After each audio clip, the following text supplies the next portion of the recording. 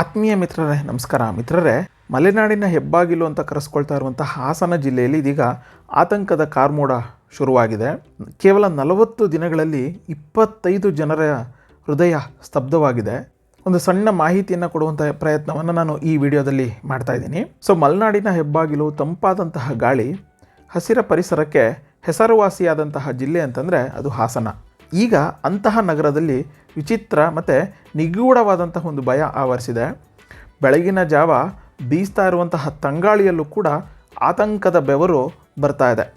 ಚಹಾದ ಅಂಗಡಿಗಳಲ್ಲಿ, ಮನೆಯ ಕಟ್ಟೆಗಳಲ್ಲಿ ಅಥವಾ ಪೇಟೆಯಲ್ಲಿ, ಜನಜಂಗುಳಿಯಲ್ಲಿ ಎಲ್ಲೇ ಹೋದರೂ ಒಂದೇ ಒಂದು ಮಾತು ಇವತ್ತು ಕೇಳಿದ್ರೆ ಇವತ್ತೊಬ್ಬರು ಹಾರ್ಟ್ ಅಟ್ಯಾಕ್ನಲ್ಲಿ ಹೋದ್ರಂತೆ.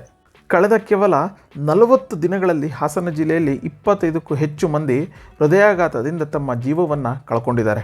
ಇದೊಂದು ಕೇವಲ ಅಂಕಿ ಅಂಶ ಅಲ್ಲ, ಇದು 25 ಕುಟುಂಬಗಳ ಆಕ್ರಂದನ, 25 ಜೀವಗಳ ಅಕಾಲಿಕ ಅಂತ್ಯದ ಕತೆ. ಮೊದಲು ಒಂದೆರಡು ಸಾವುಗಳು ವರದಿಯಾದಾಗ ಜನ ಅಂದ್ಕೊಳ್ತಾ ಇದ್ರು ಅದೊಂದು ಸಾಮಾನ್ಯ ದುರ್ಘಟನೆ ಅಂಥೇಳಿ ಭಾವಿಸ್ತಾಯಿದ್ರು. ವಯಸ್ಸಾಗಿತ್ತು, ಏನೋ ಆರೋಗ್ಯದ ಸಮಸ್ಯೆ ಇತ್ತು ಅಂತ ಹೇಳಿಬಿಟ್ಟು ಸಮಾಧಾನ ಪಟ್ಕೊಳ್ತಾ ಇದ್ರು. ಆದರೆ ಆ ಒಂದು ಸರಣಿ ಇದೆಯಲ್ಲ, ಅಂದರೆ ಸಾವಿನ ಸರಣಿ ಮಾತ್ರ ನಿಲ್ಲೇ ಇಲ್ಲ.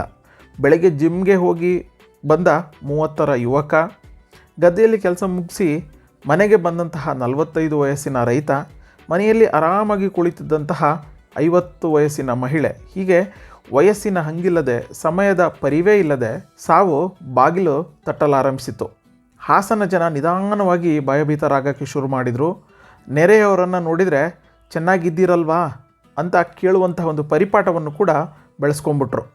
ರಾತ್ರಿ ಮಲಗಿದರೆ ಬೆಳಗ್ಗೆ ಹೇಳ್ತೀವೋ ಇಲ್ವೋ ಅನ್ನುವಂಥ ಒಂದು ಆತಂಕದಲ್ಲೇ ಒಂದಷ್ಟು ಜನ ಜೀವನವನ್ನು ಕಳೆಯುವಂತಹ ಒಂದು ಪರಿಸ್ಥಿತಿನೂ ನಿರ್ಮಾಣ ಆಯಿತು. ಈ ಸರಣಿ ಸಾವುಗಳು ಕೇವಲ ಸುದ್ದಿ ಪತ್ರಿಕೆಗಳ ಮುಖಪಟವಷ್ಟೇ ಅಲ್ಲ, ಪ್ರತಿಯೊಬ್ಬ ಹಾಸನ ನಿವಾಸಿಯ ಮನಸ್ಸನ್ನು ಕೂಡ ಆಕ್ರಮಿಸಿತು. ಯಾಕೆ ಅಂತಂದರೆ ಈ ನಿಗೂಢ ಸಾವಿನ ಸರಣಿಗೆ ಕಾರಣ ಏನು ಅನ್ನುವಂಥದ್ದನ್ನು ಸ್ವತಃ ವೈದ್ಯ ಲೋಕವೇ ತಲೆ ಕೆಡಿಸ್ಕೊಂಡು ಕೂತ್ಕೊಂಡ್ಬಿಟ್ಟಿದೆ. ಆರೋಗ್ಯ ಇಲಾಖೆ ಅಧಿಕಾರಿಗಳು ಎಚ್ಚೆತ್ತುಕೊಂಡಿದ್ದಾರೆ, ಹಲವಾರು ತಜ್ಞರು ಈ ಬಗ್ಗೆ ವಿಶ್ಲೇಷಣೆಯನ್ನು ಕೂಡ ನಡೆಸ್ತಿದ್ದಾರೆ. ಆದರೂ ಕೂಡ ಈ ಒಂದು ಸರಣಿ ಘಟನೆಗಳಿಗೆ ಕಾರಣ ಏನು ಅನ್ನುವಂಥದ್ದು ಇದುವರೆಗೂ ಕೂಡ ಸ್ಪಷ್ಟವಾದಂತಹ ಕಾರಣ ತಿಳಿದು ಬಂದಿಲ್ಲ.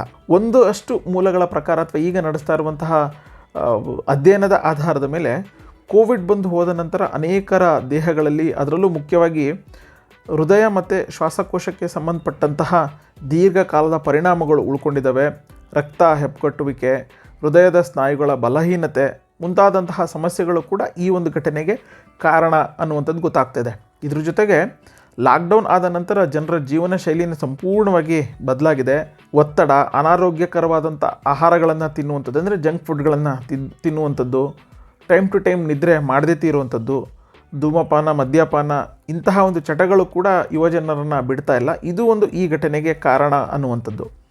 ಇನ್ನು ನಾವು ಮತ್ತೊಂದಷ್ಟು ವಿಚಾರಗಳನ್ನು ನಾವು ನೋಡ್ತಾ ಹೋಗೋದಾದರೆ, ಹೆಚ್ಚು ಆರೋಗ್ಯದ ಕಾಳಜಿಯಿಂದ ಕೆಲವರು ಯಾವುದೇ ರೀತಿಯಾದಂತಹ ವೈದ್ಯರ ಅಥವಾ ತಜ್ಞರ ಸಲಹೆಗಳನ್ನು ಪಡೆದೇ ಹೆಚ್ಚು ವ್ಯಾಯಾಮಗಳನ್ನು ಮಾಡುವಂಥದ್ದು ಕೂಡ ಈ ಒಂದು ಘಟನೆಗೆ ಕಾರಣ ಅನ್ನುವಂಥದ್ದು ಗೊತ್ತಾಗ್ತಾ ಇದೆ. ಇನ್ನು ಎದೆ ನೋವು, ಸುಸ್ತು ಮತ್ತು ಉಸಿರಾಟದ ತೊಂದರೆ, ತಲೆ ಸುತ್ತು ಬರುವಂಥದ್ದು ಇವೆಲ್ಲವನ್ನು ಕೂಡ ಒಂದಷ್ಟು ಜನ ನಿರ್ಲಕ್ಷ್ಯ ಮಾಡ್ತಾರೆ. ಮೋಸ್ಟ್ಲಿ ಗ್ಯಾಸ್ಟ್ರಿಕ್ ಇರಬೇಕು ಅನ್ನುವಂಥದ್ದನ್ನು ಅವ್ರ ಮನಸ್ಸಲ್ಲೇ ಅಂದ್ಕೊಂಬಿಟ್ಟು ಅದನ್ನು ನಿರ್ಲಕ್ಷ್ಯ ಮಾಡೋದು ಕೂಡ ಈ ರೀತಿಯಾದಂಥ ಒಂದು ಘಟನೆಗಳಿಗೆ ಸಾಕ್ಷಿ ಆಗ್ತಿದೆ ಅಥವಾ ಕಾರಣ ಆಗ್ತಿದೆ ಅನ್ನುವಂಥದ್ದು ಕೂಡ ಗೊತ್ತಾಗ್ತದೆ. ಇದು ಕೇವಲ ಹಾಸನದಲ್ಲಿ ನಡೀತಾ ಇರುವಂತಹ ಒಂದೇ ಒಂದು ಊರಿನ ಕಥೆ ಅಲ್ಲ, ಇಡೀ ಸಮಾಜಕ್ಕೆ ಒಂದು ದೊಡ್ಡ ಎಚ್ಚರಿಕೆ ಗಂಟೆ ಅಂತ ಹೇಳಿದ್ರು ಕೂಡ ತಪ್ಪಾಗೋದಿಲ್ಲ. ಕಡಿಮೆ ಏನಲ್ಲ, 40 ದಿನಗಳಲ್ಲಿ 25 ಜನರ ಹೃದಯ ಸ್ತಬ್ಧವಾಗಿದೆ. ಈ ಒಂದು ಕಠಿಣ ಪ್ರಶ್ನೆಗಳಿಗೆ ಯಾಕೆ ಈ ಥರವಾದಂಥ ಒಂದು ಘಟನೆಗಳು ಪದೇ ಪದೇ ಆಗ್ತಾ ಇದೆ, ಇಷ್ಟು ಕಡಿಮೆ ಅಂದರೆ ವಯಸ್ಸಿನ ಮಿತಿ ಇಲ್ಲದೆ ಇಂತಹ ಒಂದು ದುರ್ಘಟನೆಗಳು ನಡೀತಾ ಇರುವಂಥದ್ದಕ್ಕೆ ಕಾರಣ ಏನು ಅನ್ನುವಂಥ ಒಂದು ಪ್ರಶ್ನೆ ಎಲ್ಲರಲ್ಲೂ ಕೂಡ ಮನೆ ಮಾಡಿದೆ. ಇದು ಹಾಸನದಲ್ಲಿ ನಡೆದಿರುವಂತಹ ಒಂದು ಘಟನೆ ಆಗಿದ್ದರೂ ಕೂಡ ನಾವು ನಮ್ಮ ಆರೋಗ್ಯವನ್ನು ನಿರ್ಲಕ್ಷ್ಯ ಮಾಡುವಂಥದ್ದು ಸರಿಯಲ್ಲ. ನಮ್ಮ ಆರೋಗ್ಯವನ್ನು ನಾವು ಎಷ್ಟು ಗಂಭೀರವಾಗಿ ಪರಿಗಣಿಸಿದ್ದೀವಿ, ವರ್ಷಕ್ಕೊಮ್ಮೆ ಆದರೂ ಸಂಪೂರ್ಣವಾದಂತಹ ಆರೋಗ್ಯ ತಪಾಸಣೆ ಮಾಡಿಸ್ತಿಲ್ಲ ಅಂತಂದರೆ ನಾವು ಅದನ್ನು ವರ್ಷಕ್ಕೊಮ್ಮೆ ಆದರೂ ನಾವು ತಪಾಸಣೆಯನ್ನು ಮಾಡಿಸಲೇಬೇಕಾಗತ್ತೆ. ಜೊತೆಗೆ ನಮ್ಮ ದೇಹ ನೀಡುವಂತಹ ಸಣ್ಣ ಪುಟ್ಟ ಸೂಚನೆಗಳನ್ನು ನಾವು ನಿರ್ಲಕ್ಷ್ಯ ಮಾಡೋದ್ರ ಬದಲು ಅದನ್ನು ಆಲಿಸುವಂಥ ಕೆಲಸವನ್ನು ಮಾಡಬೇಕಾಗತ್ತೆ. ಒತ್ತಡವನ್ನು ನಿಭಾಯಿಸುವಂತಹ ಬಹುತೇಕ ಜನರಲ್ಲಿ ಒತ್ತಡವನ್ನು ನಿಭಾಯಿಸುವಂತಹ ಒಂದು ಮನಸ್ಥಿತಿ ಇರೋದಿಲ್ಲ. ಅದನ್ನು ನಾವು ಕಲಿಯುವಂತಹ ಸ್ಥಿತಿನೂ ಕೂಡ ನಿರ್ಮಾಣ ಆಗಿದೆ.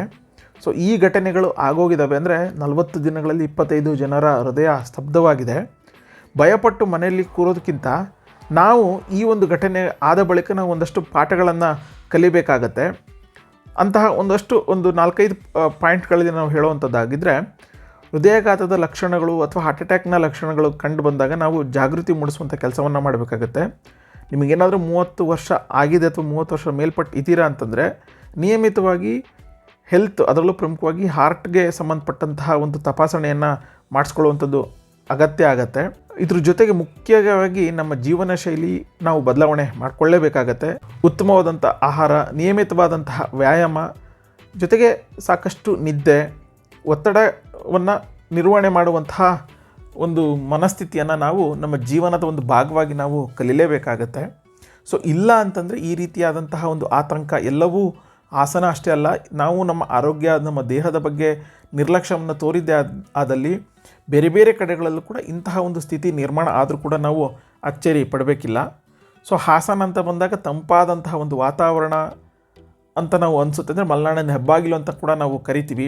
ಆದರೆ ಇಂತಹ ಒಂದು ಸಾಲು ಘಟನೆಗಳಿಂದಾಗಿ ಆ ಒಂದು ಜಿಲ್ಲೆಯಲ್ಲಿ ಇದೀಗ ಒಂದು ರೀತಿ ಆತಂಕದ ಕಾರ್ಮೋಡ ಆವರಿಸಿದೆ. ಆದಷ್ಟು ಬೇಗ ಆ ಒಂದು ಕಾರ್ಮೋಡ ಸರಿಲಿ ಅನ್ನುವಂಥದ್ದು ನಮ್ಮ ಆಶಯ ಆಗತ್ತೆ. ಇದ್ರ ಜೊತೆಗೆ ನಾವು ಕೂಡ ಆರೋಗ್ಯವನ್ನು ಅಥವಾ ನಮ್ಮ ದೇಹವನ್ನು ನಾವು ಎಷ್ಟು ಜೋಪಾನವಾಗಿ ನೋಡ್ಕೊಳ್ತೀವೋ ಅಷ್ಟು ಒಳ್ಳೆಯದು, ನಾವು ಅಷ್ಟು ಆರೋಗ್ಯವಾಗಿ ಇರ್ತೀವಿ ಅನ್ನುವಂತಹ ಒಂದು ಸಣ್ಣ ಮಾಹಿತಿ ಅಥವಾ ಸಣ್ಣ ಒಂದು ಸಲಹೆಯನ್ನು ಕೊಡ್ತಾ ನಾನು ಈ ವಿಡಿಯೋವನ್ನು ಎಂಡ್ ಮಾಡ್ತಾಯಿದ್ದೀನಿ. ಧನ್ಯವಾದ.